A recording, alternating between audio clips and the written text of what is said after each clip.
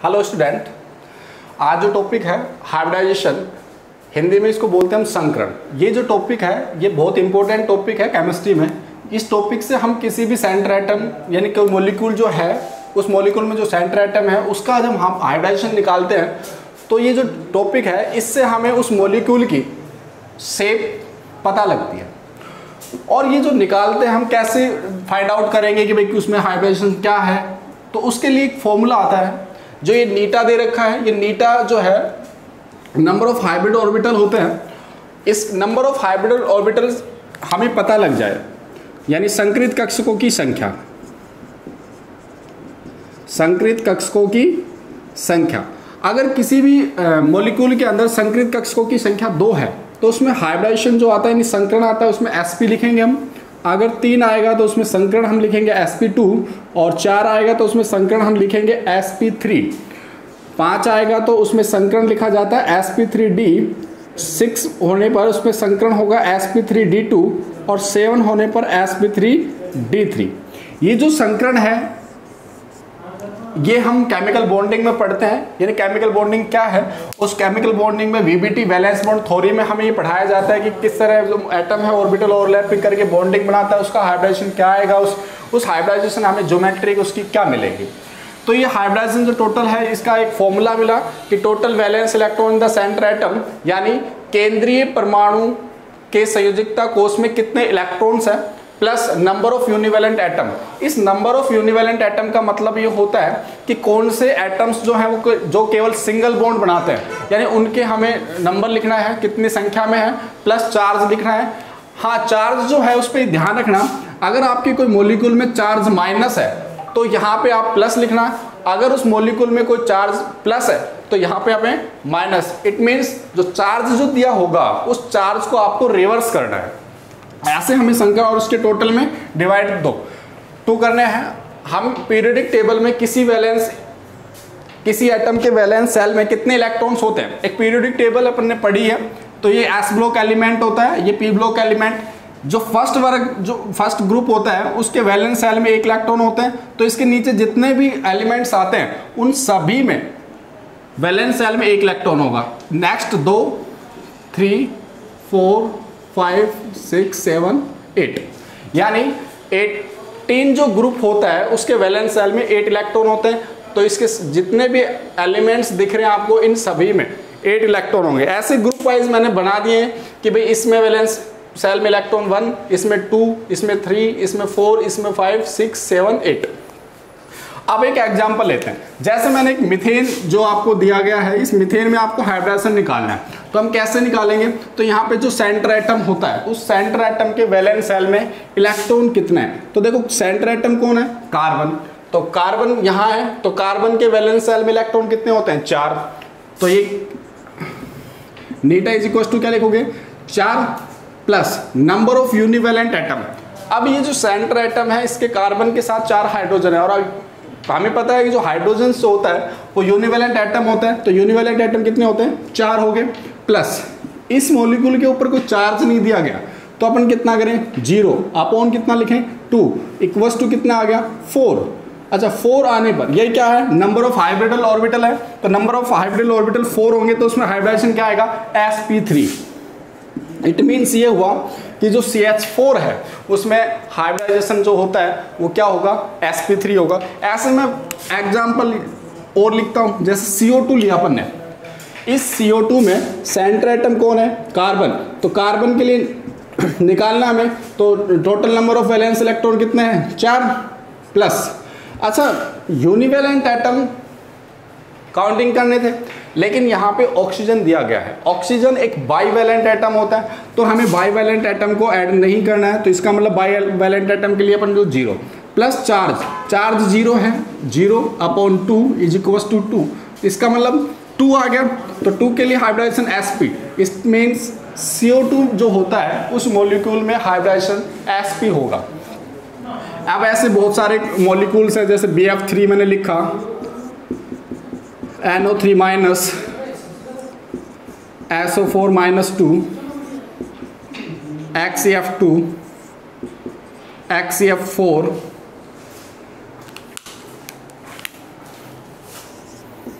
HCO2F2।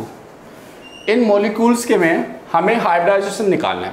और जैसे BF3 molecule आपको दिया गया है, इस BF3 मॉलिक्यूल में बोरोन सेंटर एटम है। इस बोरोन सेंटर एटम के टोटल वैलेंस इलेक्ट्रॉन कितने होंगे? तो बोरोन किस फैमिली में आता है? इसमें। तो इसके वैलेंस सेल में इलेक्ट्रॉन कितने हैं? 3 plus number of univalent atom. Fluorine जो होता है वो यूनिवैलेंट एटम होता है, तो कितने फ्लोरीन्स हैं? 3 प्लस इस मॉलिक्यूल के ऊपर कोई चार्ज नहीं है, तो आपके तो कितना करना है? 0/2 इज इक्वल्स टू कितना आ गया? थर्ड। और थर्ड के लिए हाइब्रिडाइजेशन क्या आता है? sp2। इट मीन्स ये हुआ कि BF3 जो होता है उसमें हाइब्रिडाइजेशन जो होता है यानी संकरण जो होता है वो sp2 होगा। ऐसे अपन को नेक्स्ट निकालना है NO3-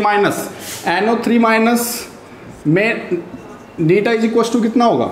नाइट्रोजन सेंटर एटम है, तो nitrogen centre atom valence shell में इलेक्ट्रॉन कितने हो गए? 5 प्लस कोई भी यूनिवैलेंट एटम नहीं है, क्योंकि अभी बताया मैंने कि ऑक्सीजन जो होता है वो एक बाईवैलेंट एटम होता है। कि 0 आ गया इसका। प्लस अब देखो ध्यान देना, इस मॉलिक्यूल के ऊपर माइनस चार्ज है, तो फॉर्मूले में आपको क्या करना है? प्लस करना है। तो प्लस कितना चार्ज है? 1/2 इज इक्वल्स टू थर्ड। और थर्ड के लिए हाइब्रिडाइजेशन क्या आ गया? sp2। यानी NO3- में हाइब्रिडाइजेशन क्या आएगा? sp2। ऐसे नेक्स्ट अपन SO4- में निकालते हैं। तो इसके लिए अगर हम नीटा निकालें तो सेंटर एटम जो है वो सल्फर है, और सल्फर के वैलेंस सेल में कितने इलेक्ट्रॉन होंगे? 6। तो 6 प्लस यूनिवैलेंट एटम है क्या? नहीं है, क्योंकि ऑक्सीजन बाईवैलेंट एटम होता है। कितने हो गए? 4 प्लस क्योंकि माइनस है तो इस पर फॉर्मूले में प्लस लग जाएगा। कितना चार्ज है? -2 है, तो प्लस का 2/2 इज इक्वल्स टू 6। और 6 के लिए हाइब्रिडाइजेशन क्या आएगा? sp3d2। Sorry, centre atom sulphur है, सल्फर के आउटर सेल में इलेक्ट्रॉन 6 प्लस यूनिवैलेंट एटम कोई है ही नहीं, 0 प्लस चार्ज 2/2 इक्वल्स टू कितने आ गया? 4। तो इसमें संकरण क्या आएगा? sp3। यानी SO4- में जो हाइब्रिडेशन होता है वो क्या होता है? sp3। ऐसी नेक्स्ट जो मॉलिक्यूल है वो HCF2 दिया गया है। तो इसके लिए अगर हम निकालें तो नीटा इज इक्वल टू जीनोन जो है, इस जीनोन के आउटर सेल में इलेक्ट्रॉन कितने हैं? 8। तो भाई 8 लिखा, प्लस यूनिवैलेंट एटम कितने हैं? फ्लोरीन 2 प्लस चार्ज कुछ है ही नहीं, 0/2 इज इक्वल टू 5। 5 के लिए क्या आया? sp3d। तो इसमें sp3d संकरण हो गया। HCF4 के लिए निकालना है हमें। HCF4 में तो जीनोन है सेंटर एटम, तो xenon centre atom 8 plus univalent atom 4 plus charge कुछ है ही नहीं, 0/2 इज इक्वल टू 6। तो इसमें हाइब्रिडेशन क्या है HCF4 में? sp3d2। नेक्स्ट हम निकाल रहे हैं HCO2F2। तो इसमें हम निकालेंगे नीटा इज इक्वल टू क्या लिखोगे? जीनोन है उसके सेंटर एटम में इलेक्ट्रॉन HCO2F2। नेक्स्ट एग्जांपल अपना क्या है? HCO2F2 ये है। इसमें हमें हाइब्रिडेशन निकालना है। तो देखो सेंटर एटम कितना कौन है? जीनोन। तो जीनोन के वैलेंस इलेक्ट्रॉन कितने होते हैं? 8 plus number of univalent atom.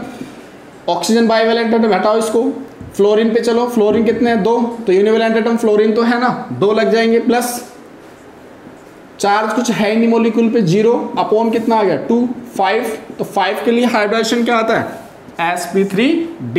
It means ये हुआ कि HCO2F2 में जो हाइब्रिडेशन आएगा sp3d आता है।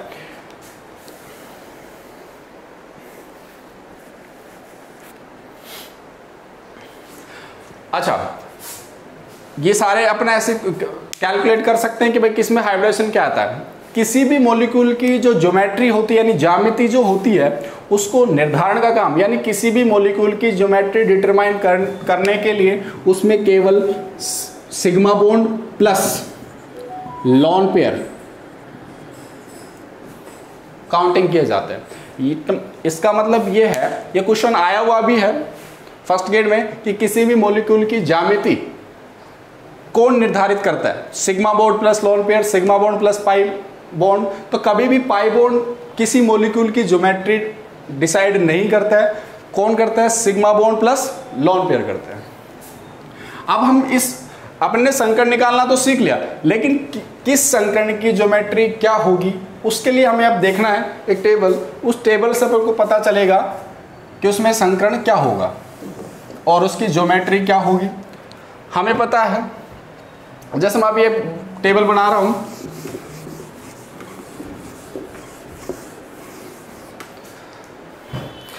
यहां पे मैं नीटा लिख रहा हूं। नीटा इज इक्वल टू क्या है? संकृत कक्षकों की संख्या यानी नंबर ऑफ हाइब्रिडल ऑर्बिटल। यहां पे मैं लिख रहा हूं type of hybridisation,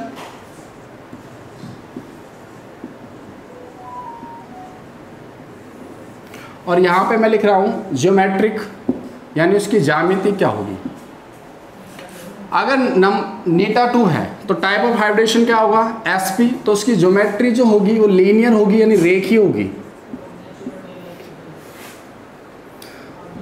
Neeta is equal to 3 है, हाइब्रिडेशन क्या होगा? sp2 होगा। उसकी ज्योमेट्री जो होगी ट्राइगोनल प्लेनर होगी यानी त्रिकोणीय समतलीय। 4 है, हाइब्रिडेशन होगा sp3। ज्योमेट्री जो होगी वो टेट्राहेड्रल होगी, इसका मतलब टेट्राहेड्रल चतुष्फलकीय। 5 हाइब्रिडेशन होगा sp3d और उसकी जो ज्योमेट्री होगी वो होगी त्रिकोणीय।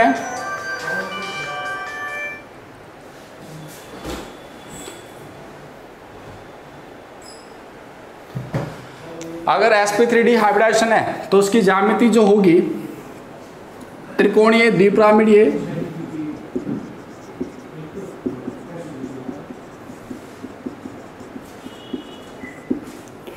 6 है sp3d2, ज्योमेट्री होगी ऑक्टाहेड्रल यानी अष्टफलकीय।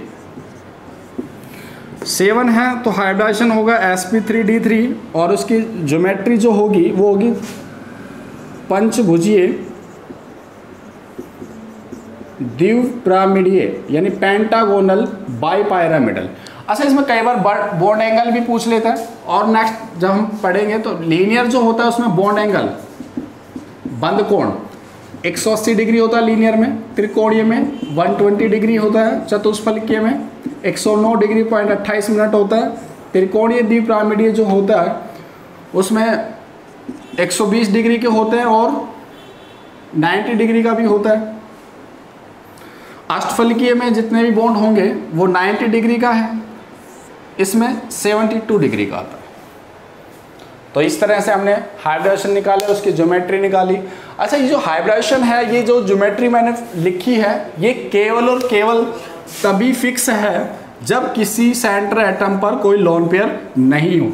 यदि किसी सेंटर एटम पे कोई लोन पेयर मिल जाता है तो ये ज्योमेट्री जो है वो फिक्स नहीं होती, यानी जो ये लिखा हुआ है वो नहीं होती है, कुछ ज्योमेट्री डिस्टोर्ट हो जाती है। और उसको एक्सप्लेन करने के लिए VSEPR थ्योरी आता है, उससे हम उसको एक्सप्लेन करेंगे। यानी VBT केवल हमें इतना बताती है कि अगर किसी भी सेंटर एटम पर अगर लोन पेयर नहीं है तो उसकी ज्योमेट्री फिक्स होती है। जैसे मैं आपको एक एग्जांपल दूं, मैंने लिखा CH4 और H2 मोलिक्यूल। अगर हम इसमें हाइब्रिडेशन निकालते हैं तो देखो नीटा इसके लिए कितना आएगा 4, क्योंकि कार्बन के वैलेंस शेल में इलेक्ट्रॉन 4 होते हैं, प्लस यूनिवैलेंट एटम 4 है और चार्ज 0 है अपॉन 2, तो नीटा इज इक्वल टू 4। तो हाइब्रिडेशन क्या आया sp3 इट। और इसके ऊपर अगर हमें लोन पेयर निकालना है तो लोन पेयर का फॉर्मूला होता है नीटा माइनस बॉन्ड पेयर। तो lone pair is equal to, देखो नीटा क्या है 4 माइनस बॉन्ड पेयर वो होते हैं जो इसके साथ कनेक्ट होते हैं यानी यूनिवैलेंट एटम।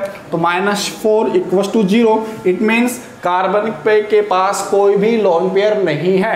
तो बॉन्ड पेयर कितने हैं इसके पास 4, तो इसकी ज्योमेट्री फिक्स है, यानी sp3 है तो इसकी ज्योमेट्री टेट्राहेड्रल होगी इसकी CH4 की मीथेन की। जबकि S2 में अगर हम निकालें तो नीटा is equal to centre atom oxygen है यहाँ 6 + 2 + 0 अपॉन 2 4, तो हाइब्रिडेशन का क्या आ गया sp3। बट यहां पे अगर हम लोन पेयर की बात करें तो बॉन्ड पेयर तो कितने हैं 2 हैं और नीटा कितने हैं 4, तो नीटा is equal to sorry lone pair is equal to नीटा माइनस बॉन्ड पेयर कितने हैं 2, तो लॉन पेयर कितने आगे 2।